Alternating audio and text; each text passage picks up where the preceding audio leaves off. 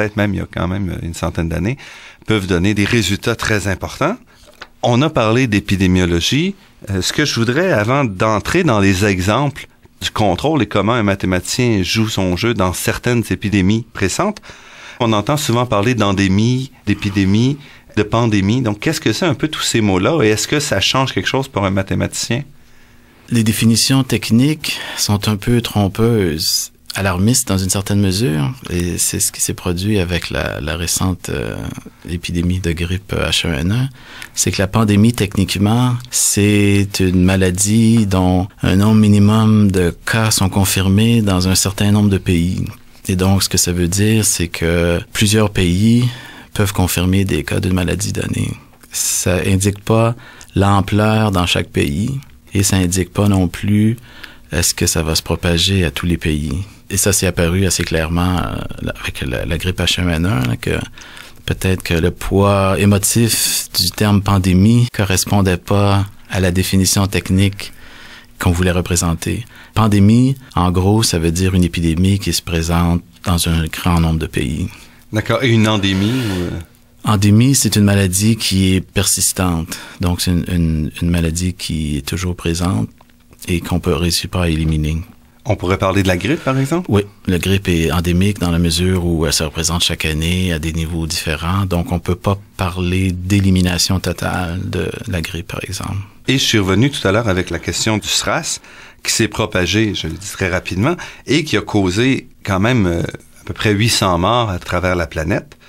Dans ce cas-ci, les mathématiciens ont été mis très rapidement au cœur de l'opération de contrôle. Oui, parce que le foyer principal était à Toronto et un peu aussi à Vancouver. Donc, c'est effectivement là, des patients qui sont venus par voyage aérien de Chine à Vancouver et à Toronto. Et au début, on constatait une très rapide propagation de la maladie. Et donc, les autorités se sont demandé s'il fallait isoler ou de quelle manière on pouvait contenir la maladie. C'est à ce moment-là, d'ailleurs, qu'un groupe de mathématiciens a été créé pour étudier la maladie, mettre en pratique les modèles traditionnels qui avaient été développés. Et donc, on s'est rendu compte qu'il fallait isoler les patients dont on soupçonnait qu'ils pouvaient avoir été exposés. Donc, la question ici était de dire, c'est quelle est la meilleure approche sanitaire ou de contrôle? Oui, c'est ça. Donc, on sait par la théorie comment la maladie va se propager dans l'abstrait. Maintenant, en pratique, on veut voir comment le plus rapidement possible contenir les cas confirmés. Donc, comment s'assurer qu'à terme, on a le moins de cas possible de patients qui ont contacté la maladie. Donc, on peut, sur des équations, étudier différentes méthodes et voir, avec les données dont on dispose, quelles sont les plus efficaces. Donc, par quelle mesure d'intervention on peut avoir le nombre minimum de patients qui vont contracter la maladie. Et donc, dans le cas du SRAS, on s'est rendu compte qu'il fallait isoler les patients dont on soupçonnait qu'ils pouvaient avoir contracté la maladie. Et donc, il fallait être un peu plus agressif dans leur isolation. Parce que la maladie était très, très contagieuse. Parce que le niveau de contagion était très élevé, oui. Et donc, dans ce cas-ci, il fallait être un peu plus actif dans l'isolement. Et c'est un peu, en fait, le même principe qui avait été employé pour la maladie spongiforme bovine au début des années 2000 en Angleterre, la maladie de la vache folle. Là aussi, il y avait eu un groupe d'épidémiologistes mathématiciens qui avaient constaté qu'on pouvait caractériser les fermes où apparaissaient les incidents. Et là aussi, on avait très agressivement visé à isoler ces fermes-là. Donc, c'était la même approche là, d'isolation active et agressive pour prévenir la propagation de la maladie. Et dans le cas du SRAS, on peut dire que ça a été vraiment un succès très important. Oui, les autorités de santé publique reconnaissent que les mathématiciens ont aidé à prévenir la propagation. Le nombre de cas qui sont déclarés a été réduit par les mesures suggérées par la théorie mathématique. Parce qu'aussi, ça donne, en fait, des outils pour les ministres, pour les gens du gouvernement, pour prendre des décisions qui sont pas toujours très populaires. Parce que l'isolation des patients, c'est jamais quelque chose de... Oui, en fait, la grande difficulté du processus d'intégration des mathématiques dans les décisions de santé publique, c'est de voir comment les décisions ou les suggestions qu'on peut faire sur les équations, qui sont très faciles, étudie l'ordinateur, on fait un peu d'analyse mathématique et on a une suggestion de mécanisme d'intervention, mais par la suite, les autorités de santé publique, les autorités politiques qui doivent mettre en œuvre ces actions-là, en fait, c'est elles qui ont le vrai problème de le faire accepter par la population.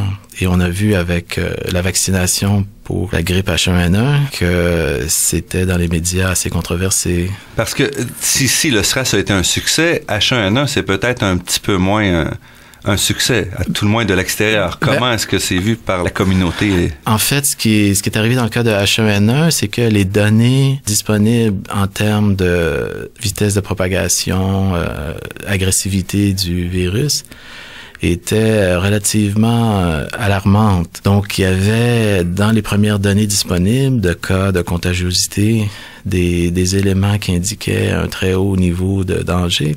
Et donc, c'est sur la base de ces informations partielles-là que les premières décisions ont été prises.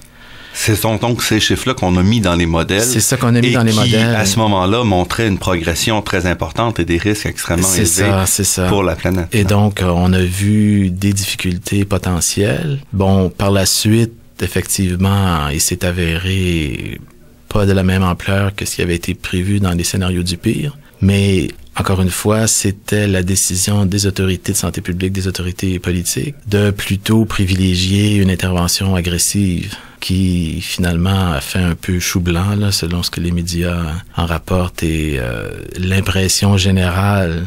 Mais à ce moment-là, est-ce que les mathématiciens, les modèles indiquaient déjà, par exemple, ça s'est passé à l'automne 2009 en bonne partie, est-ce qu'on avait déjà une indication que les moyens mis en œuvre étaient démesurés ou on cherchait quand même? Non, on cherchait encore. En fait, c'est au printemps dans l'hémisphère sud qu'on a eu les premières données.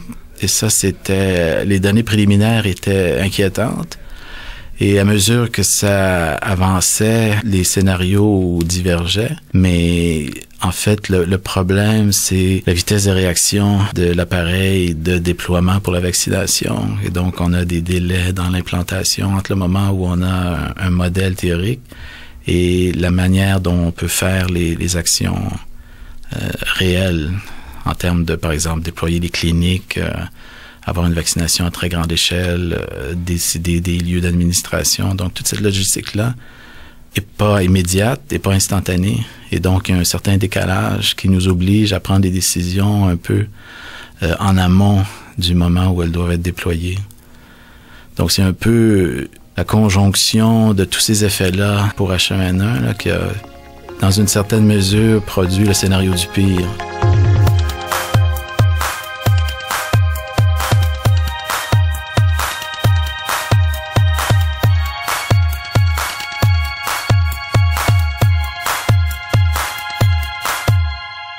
Ici Normand Mousseau, vous êtes à La Grande Équation et nous sommes avec Jacques Bélair qui nous parle d'épidémiologie et des mathématiques derrière ceci.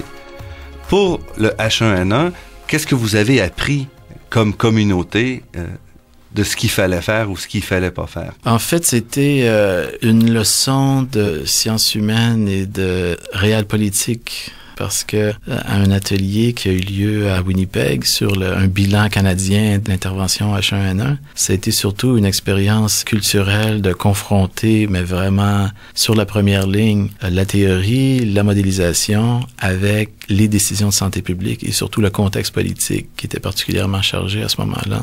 Et on s'est rendu compte que les suggestions théoriques pouvaient être incompatibles avec les mécanismes de décision politique. C'est-à-dire quelle aurait été c'est surtout les échelles de temps à laquelle on pouvait réagir et présenter, comme on fait souvent avec les conclusions des modèles, un éventail de possibilités. Donc, disant, lorsque de nouvelles informations sont disponibles, on pourra préciser le mode d'intervention. Est-ce qu'on vaccine? Qui on vaccine? Dans quel ordre on vaccine? Quels sous-groupes sont privilégiés? On peut donner des aperçus ou des suggestions préliminaires d'intervention sur la base des données dont on possède les détails présentement et dire, bon, la semaine prochaine, quand on aura plus de détails, on pourra vous donner un scénario plus précis.